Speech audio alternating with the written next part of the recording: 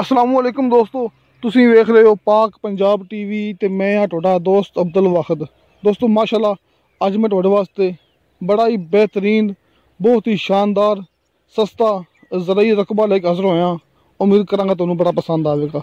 दोस्तों अपने इलाके च ही है, अपना इलाका इह ज़िला पाकपतन अपने इलाके का रकबा है जिथे अपनी मुकम्मल गारंटी हुंदी है, वो इलाका है।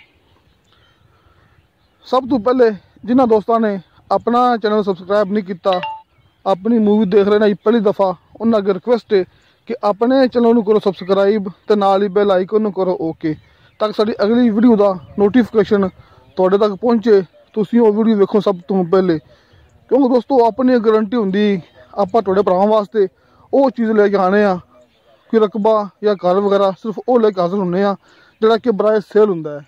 कोई फेक वीडियो अज तक अपने यूट्यूब चैनल पर मैं अपलोड नहीं की। कोई मसला नहीं हुंदा, किसी किस्म का कोई झगड़ा नहीं हुंदा, सिर्फ वो रकबा आप तुहानूं भरावां दिखाने आ।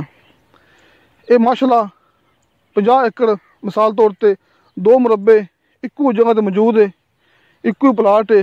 भी मैं डेरा शरा ट्यूबवैल इस रकबे के माशाल्लाह अंदर मौजूद है। आई समझ लो कि आपां नूं 50 एकड़ जमीन के नाल ये माशाल्लाह बड़ा ही सोहना डेरा मिलेगा, मिठा पानी ट्यूबवैल मिलेगा। ये अपनी गारंटी है कि सामने ट्यूबवैल है, आप दिखावांगे भरावां जाके कि इत्थे बिल्कुल मिठा पानी मौके पर मौजूद हाँ। किसी दोस्त ने मैंने व्हाट्सअप नहीं की, मैं मौके पर मौजूद हाँ। मौके पर पहुँच के ये मैं तुहाडे भरावां वास्ते ये वीडियो लाया मैं 2 मुरब्बियां दी। आ वेखो पानी चलदा पिया है, बिल्कुल साफ तो क्लीयर पानी है। इस साइड नूं जा रहा है मुकम्मल दोस्तों 2 मुरब्बे दे विच माशाल्लाह गंदम काश्ती की गई है। सामने देखो तुहानूं भरावां में दिखा रहा डेरा। दोस्तों यह जो लग्या ने पैप वगैरह आ सिस्टम लग्या जिहड़ा कि पानी सप्लाई वाला, ये कई भरा समझते हैं कि किसी दोस्त ने अगर बाग लाना हो, किसी दोस्त ने, क्योंकि इत्थे पहले बाग सी, इत्थे पहले अमरूदां दा माल्टियां दा बाग सी कि हर बूटे तक पानी पहुँचता है, अलग अलग हर बूटे तक पानी पहुँचता है। इस वास्ते ये पानी की सप्लाई लगी हुई है कि इहदे नाल पानी ज़ाया नहीं हुंदा।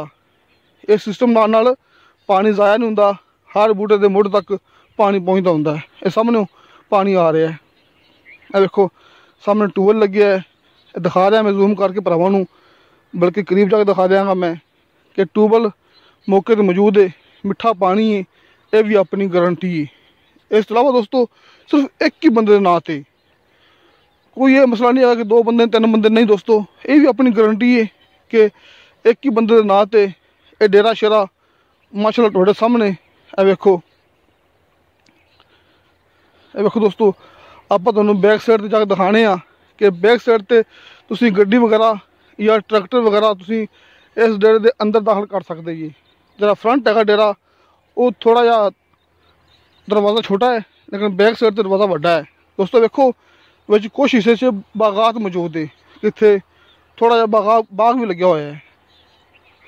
इस अलावा आप भरावां दिखा रहे हैं, इस सामने लिखा हुआ है इस रकबे के बारे च।